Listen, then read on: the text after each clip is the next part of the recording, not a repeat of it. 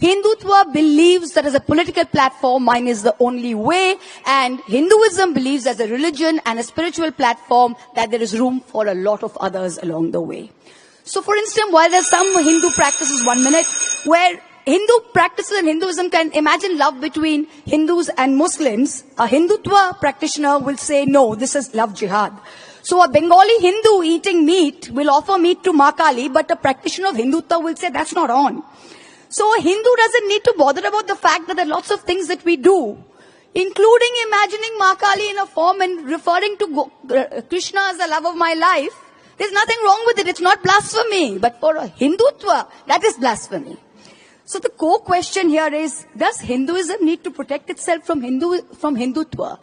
I would say that the best way to continue to protect Hinduism is to continue to realize that Hindutva is there because Hindutva was there, because Hinduism was there. Hindu ache bole Hindutva holo. It is not the other way around. So in a way, when Hinduism is religious, it is spiritual, and the only need of the hour is to free it from this Hindutva sort of brand of rabid, noxious political nationalism that has overtaken it. And we've got to wind up. Mr. Manishankar, I referred to this. I'm going to wind up right here. Now, when we're talking of Calcutta Club, one of the most important things about Calcutta Club that I remember from my childhood used to be the Christmas lunch.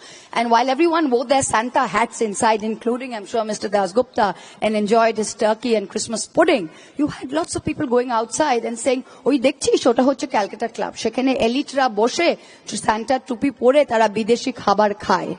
But you know what? Even today in Bengal, that same thing has been replicated in Park Street. No one's tried to ruin it what was happening in Calcutta Club. That's the difference between Hinduism and Hindutva. We have tried to replicate this somewhere else rather than coming in and saying, let's destroy this once and for all. So that's the classic difference between there. Hindutva is there because we as Hinduism allow it to, not the other way around.